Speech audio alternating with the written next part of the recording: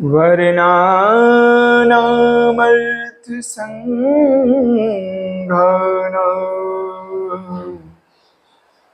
रसानां छन्दसामपि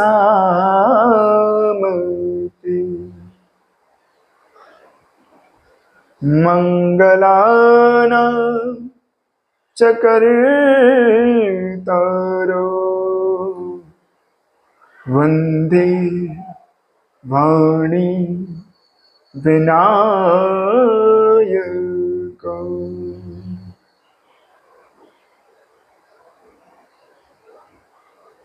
जो सुमिरत सिद्धि होय गणनायक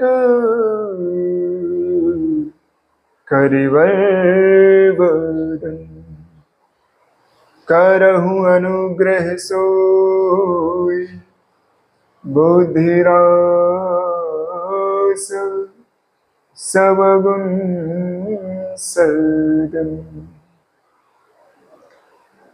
मूक होय वाचाल पंगु चढ़हि गिरवर गहन जासु कृपा सुदयाल द्रवहु सकल कलमल दहन भवानी शंकरा वंदे श्रद्धा विश्वासरूपिणो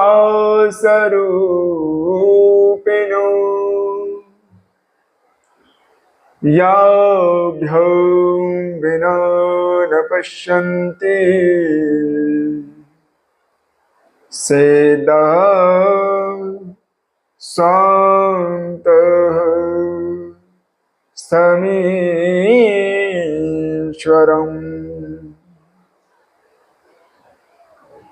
बंदौ गुरु पद कंज कृपा सिंधु नररूप हरि महामोहतम पुंज जासो वचन रवि कर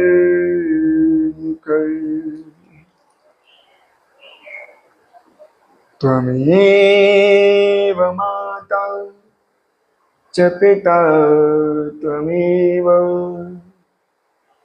त्वमेव बन्धु च सखा त्वमेव त्वमेव विद्या च द्रविणं त्वमेव त्वमेव सर्वं मम देव देव। श्री सांब सदा शिवाय नमो नमः। श्रीमन्महागणाधिपतये नमो नमः। श्री गुरुभ्यो नमो नमः। सर्वेभ्यो देवेभ्यो नमो नमः।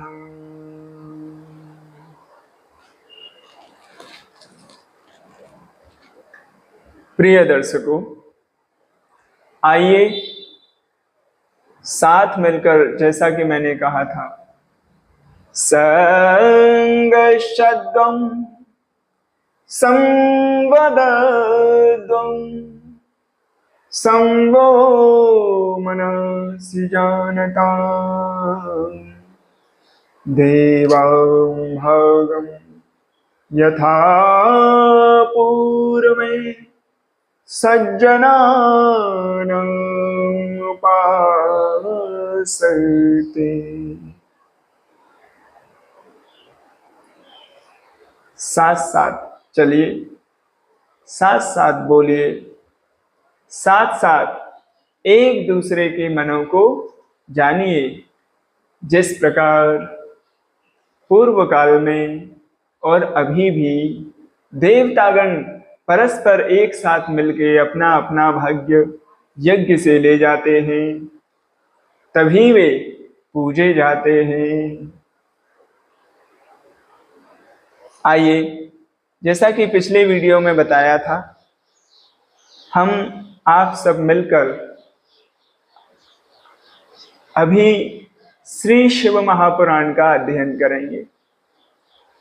आज हम शुरू करने जा रहे हैं श्री शिव महापुराण का महात्म्य का प्रथम अध्याय। आइए भक्ति पूर्वक मिलके एक दूसरे का साथ देते हुए और शिव को अपना आराध्य मानकर उनके गुणगानों का वर्णन श्री शिव महापुराण के द्वारा सुनते हैं। ओम नमः शिवाय।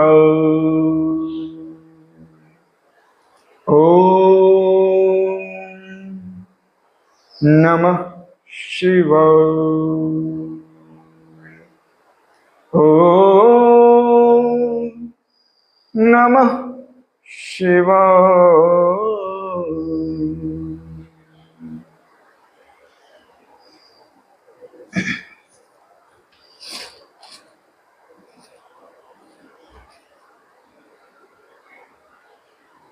महात्म्य में प्रथम अध्याय में सौनक जी के साधन विषयक प्रश्न करने पर सूत जी का उन्हें शिव महापुराण की महिमा सुनाना है। सौनक जी श्री सूत जी से कहते हैं कि हे सूत महाप्रज्ञ,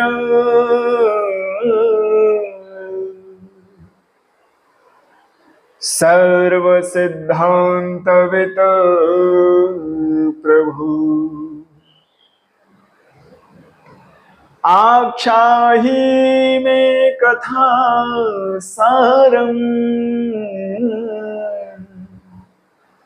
पुराण विशेषतः।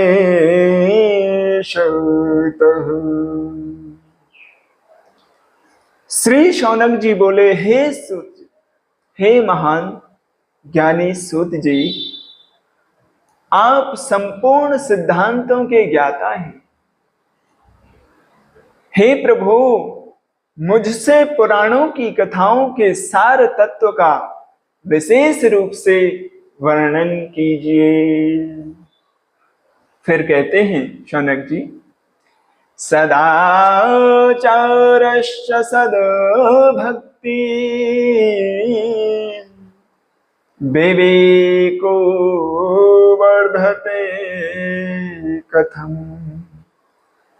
स्वविकार निरासः, सज्जनेह क्रियते कथम। आशय है, सदाचार भगवत भक्ति और विवेक की बुद्धि से विवेक की वृद्धि कैसे होती है, तथा साधु पुरुष किस प्रकार अपने काम क्रोध आदि मानसिक विकारों का निवारण करते हैं। फिर से शौनक जी प्रश्न पूछते हैं, जीवाश्चार सुरतां प्राप्तः, प्रायो घोरे कला विहार, तस्य संशोधने किं हि विद्यते परमायनम्। क्या पूछ रहे हैं? इस घोर कलयुग में जीव प्रायः आसुरिक स्वभाव के हो गए हैं। उस जीव समुदाय को शुद्ध दैवीय संपत्ति से युक्त बनाने के लिए सर्वश्रेष्ठ उपाय क्या है? बहुत ही सुंदर प्रश्न किया है सौनक जी ने। फिर से पूछते हैं, यदस्ति वसतं परमं श्रेयसां श्रेयोत्तमं पावनं पावनानां च साधनं तद्वाधूनम्। क्या कह रहे हैं आप? इस समय मुझे ऐसा कोई शाश्वत साधन बताइए जो कल्याणकारी वस्तुओं में भी सबसे उत्कृष्ट एवं परम मंगलकारी हो, तथा पवित्र करने वाले उपायों में भी सर्वोत्तम पवित्र कारक हो। येन तत्साधनेनाशु शुद्धत्वात्मा विशेषतः शिव प्राप्ते भवभीता सदा निर्मल चेतसः। हे तात, वह साधन ऐसा हो जिसके अनुष्ठान से शीघ्र ही अंतःकरण की विशेष शुद्धि हो जाए तथा उससे निर्मल चित्त वाले पुरुष को सदा के लिए शिव की प्राप्ति हो जाए। तो यह सब प्रश्न सुनने के बाद महान सूत जी श्री सौनक जी से कहते हैं, धन्यस्त्वं मुनिशार्दूलः श्रवण प्रीतिलालसः अतो विचार शुद्धया वचमि शास्त्रं महोत्तमम्।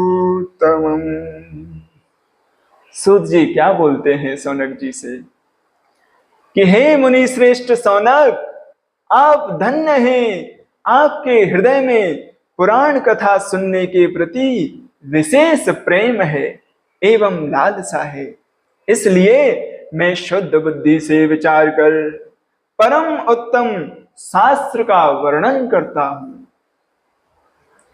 फिर से सूत जी श्री सौनक जी से कहते हैं, सर्व सिद्धांत निष्पन्नम भक्त्याधिक विवर्धनम सेवतोषकरं दिव्यं शृणु वत्स रसायनम्।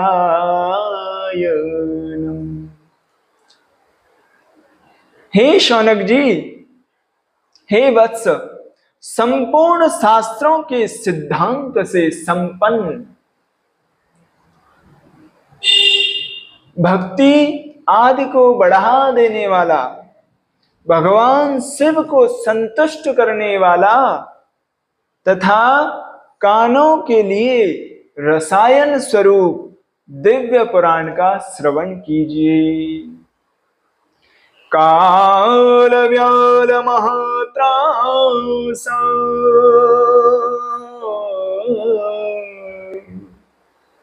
विध्वंस कर्मोत्तमम्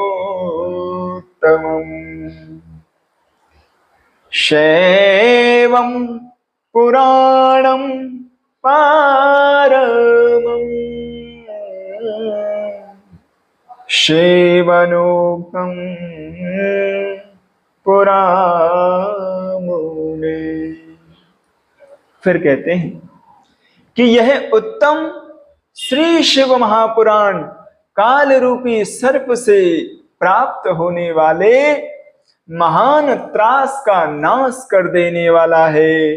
हे मुने, पूर्व काल में शिवजी ने इसे कहा था। गुरुदेव व्यास जी ने सनत कुमारस्य मुने रूपं पदेशात परादर व्यासेनोक्तं तु संक्षेपात् कलेजानां हिताय च। व्यास जी ने सनत कुमार मुनि का उपदेश पाकर कलयुग के प्राणियों के कल्याण के लिए बड़े आदर से संक्षेप में इस पुराण का प्रतिपादन किया है। एतस्माद् परं किंचन पुराणाशेवतो मुने न विद्यते मनः शुद्धये कलिजाना विशेषतः। हे मुने, जिस बुद्धिमान मनुष्य के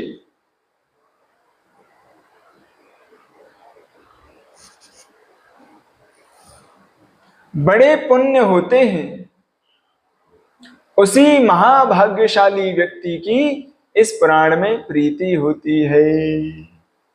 जन्मांतरे भवेत पुण्यम महद्यश्च सुधीमतः तस्य प्रीतिर्भवेत् तत्र महाभाग्यवतो मुनि।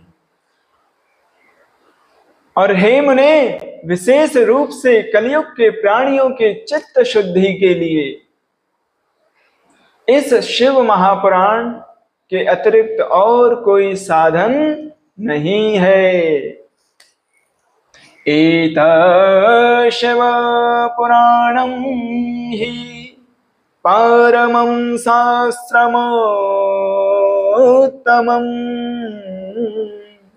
शैवरूपं क्षितो ज्ञेयं सेवनीयं च सर्वथा। यह शिव महापुराण परम उत्तम शास्त्र है।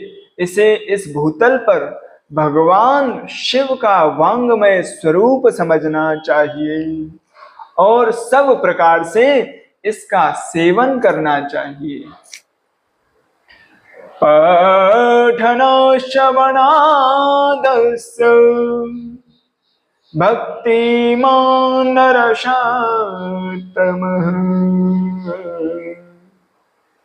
सद्यः शिव पद प्राप्ति लभते सर्वसाधना।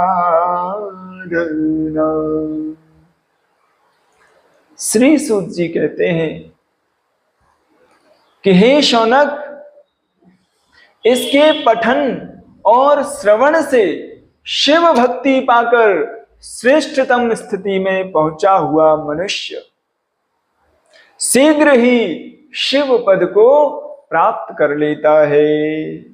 इसलिए संपूर्ण यत्न करके तस्मात् सर्व प्रयत्नेन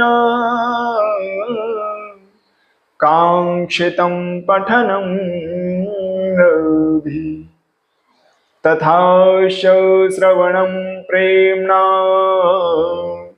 सर्वकाम फलप्रदम्।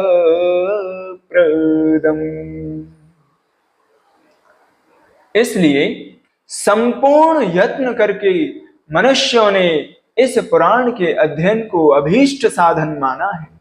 इसका प्रेम पूर्वक श्रवण भी संपूर्ण मनोवांछित फलों को देने वाला है। पुराण श्रवणा शंभो निष्पापो जायते नरः भुक्त्वा भोगान् सुविपुलान् शिवलोकमवाप्नुयात्।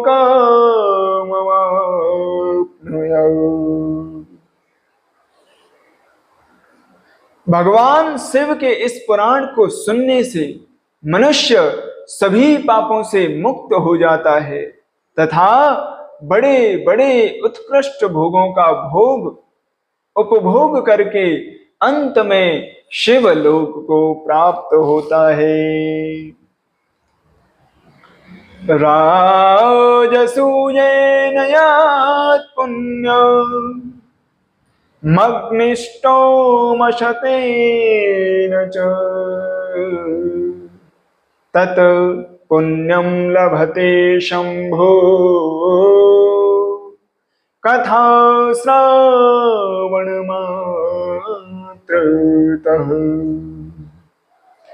राजसूय यज्ञ और सैकड़ों अग्निष्टों यज्ञों से जो पुण्य प्राप्त होता है वह भगवान शिव की कथा के सुनने मात्र से प्राप्त हो जाता है। ये शृण्वन्ति मुनीश्वरं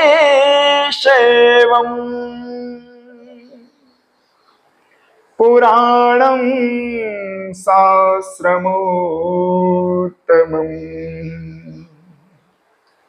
ते मनुष्यानमन्तव्या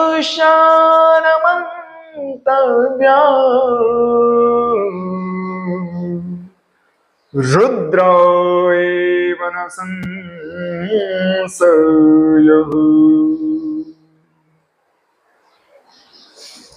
क्या कहते हैं महाज्ञानी सूत जी कि हे शौनक जी, जो लोग इस श्रेष्ठ शास्त्र शिव महापुराण का श्रवण करते हैं उन्हें मनुष्य नहीं समझना चाहिए, वे रुद्र स्वरूप ही हैं, इसमें कोई संशय नहीं है। शृण्वतां तत्पुराणं हि तथा कीर्तयतां च तत् पादाम्बुजराजाश्चैव तीर्थानि मुनयो विदुः। इस प्रकार इस पुराण का श्रवण और कीर्तन करने वालों के चरण कमल की धूल को मुनिगण तीर्थ समझते हैं।